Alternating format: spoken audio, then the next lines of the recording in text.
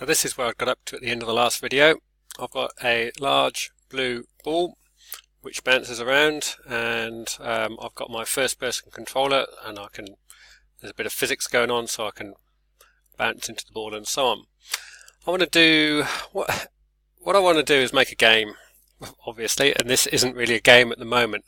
And what I'm thinking is maybe what I should do is make a game where a whole bunch of balls get spawned, and I have to run around and collect them and chase them and stuff. So that's what I'm going to try and do. There's a few things we need to do with this ball to make that happen if we're going to be spawning things. So for instance, what I'm going to do is I'm going to get them to spawn. I'm going to kind of get them to fire off in a random direction as that happens. So to do that, I'm going to add a script. Now this is a reasonably big deal because this is where we have to really get into the programming side of things, which is big and complex, not trivial stuff to do, but there's loads and loads of help on the web. You can just Google it and find stuff. So I'm going to add component, and right at the bottom it says new script, and this script is going to be my ball control script. Come up with your own name for it. So I've made a script which at the moment I need to double click it, and it'll open it up in Visual Studio so I can edit that script. It gives you a couple of default methods. So when you create that object, it's going to run whatever's here in start, and every frame it's going to run whatever's here in this update. What I want to do is we're going to have all these balls created, and every time one is started it's going to fire in a bit of a random direction. Now I had done a few of these already, but the whole thing about doing the scripting is you kind of need to always be Googling things, and I've done a little bit of Googling already. So what did I Google? Yeah, I wanted to change the speed of something, so I googled it and I saw rigid body velocity is a thing that you can change. Now I don't need to understand every single bit of this, but I need to understand the bits that are different from what I can already see. So for instance, it's got this bit which defines a variable. I'm going to copy that and put it into my own because that's different from what I can see here. And we use this space to define all kinds of variables through our code, and these are also variables that are visible in other places, as we'll see when we spawn some objects. So back to my code here.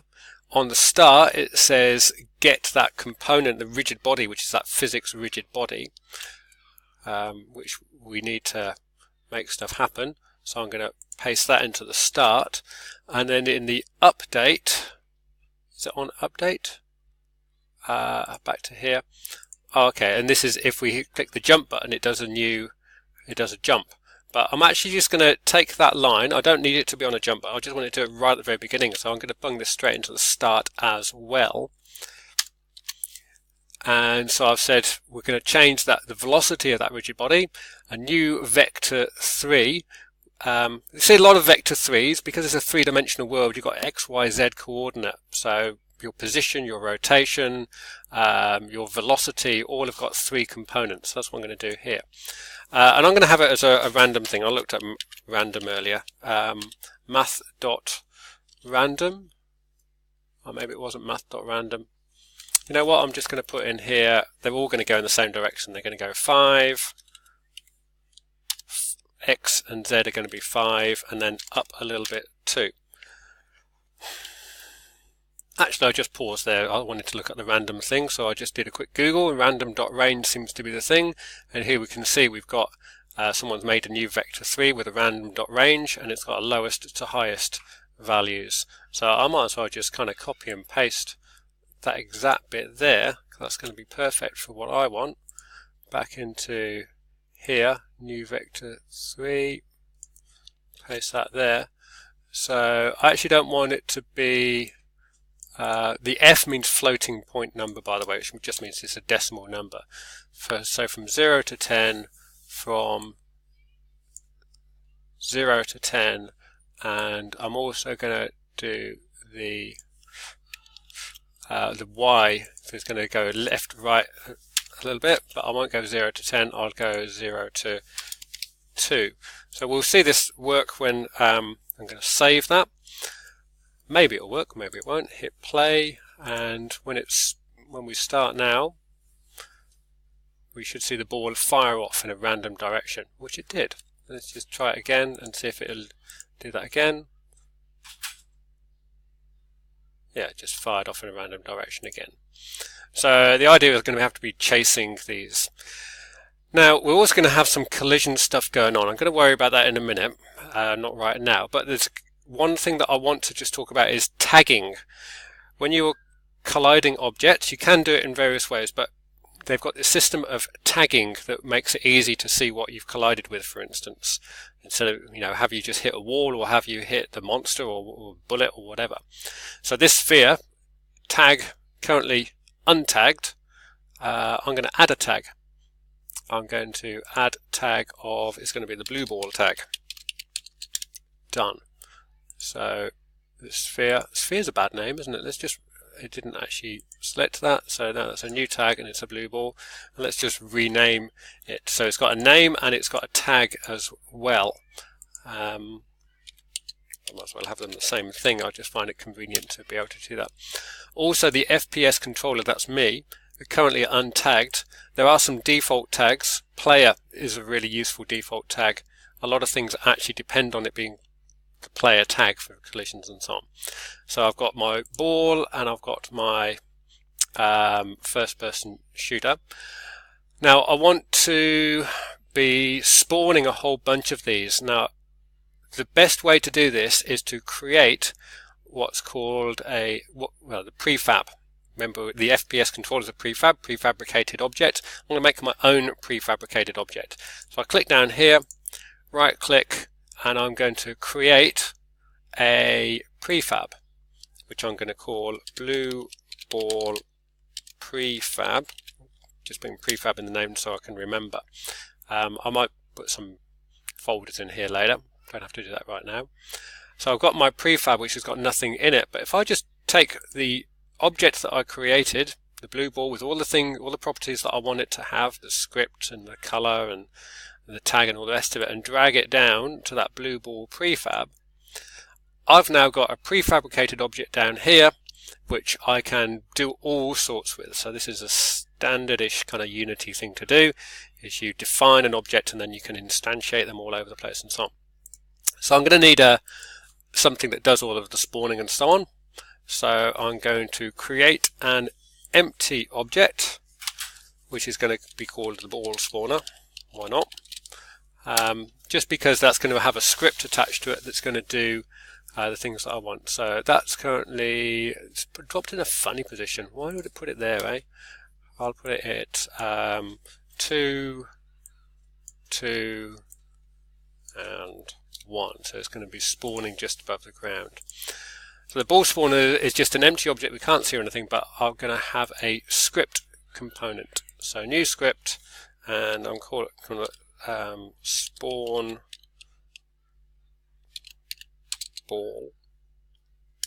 Just thinking whether I've got one. Again, double click that and go into the editing for that. Yep, there we go. I don't know what that is. Ignore that. And what I'm going to do is I'm going to do a thing where it regularly creates more of them, which it's a little bit fiddly. So I'm just going to kind of put it in here for now. Firstly, void spawn blue ball is going to be the function that gets called, and what that's going to do is it's going to instantiate a ball object. Now it's auto completed for me, which I didn't want it to do. Instantiate a ball object. Thing is, it doesn't know what the ball object is yet. You can see that because it's going to underline it. No, maybe it will later. So I need to put up here public game object ball So this is going to be referring to this, and we'll see where this crops up in a moment. And then in the start, I'm going to do invoke repeating. I only know this stuff because I googled it. I don't know anything from anywhere else. Invoke repeating, and I have to specify the name of the thing, which is spawn blue ball, and when I want it to start, 0 seconds, so start straight away. How often I want it to happen, every 1 second, and colon on the end, and check that everything is spelt correctly. Step away. A bit worried that it hasn't actually done the invoke repeating, so I've got a feeling this is going to cause an error, and I'll probably have to pause and come back to it. But let's just see what happens. It could just work, you never know. Nope. So we've got compile errors. That's useful in itself because I can click on the console here and it tells me the errors. The tool audio listening is in the screen. I'll talk about that in a moment.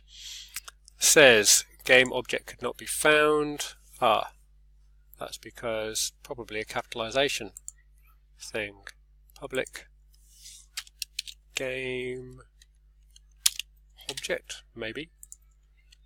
If that doesn't work, I'll pause it and give it another go. Invoke repeating. I'm going to pause it and see. Yeah, I've just quickly googled it and looked it up. I'd got the case wrong here. It's capital I. So back to code. Invoke repeating. Strange enough, I'd remembered everything else correctly. Now, public game object ball is up here. If I save this, I'd forgotten to do one other thing as well. What I was hoping to see is that it would appear here as well, and it hasn't. That might be because I've got that should be an uppercase I as well. Public game object ball is in the right place. Save. Back to my game. Pause again. As I click pause, it did it correctly. So it's now put this here. This is coming from this public game object ball here. So that means I can now do this magical thing of dropping a prefab onto there. Certain this will work now. Oh yeah, look at that. Spawning many balls. How exciting is that? And that'll do for now.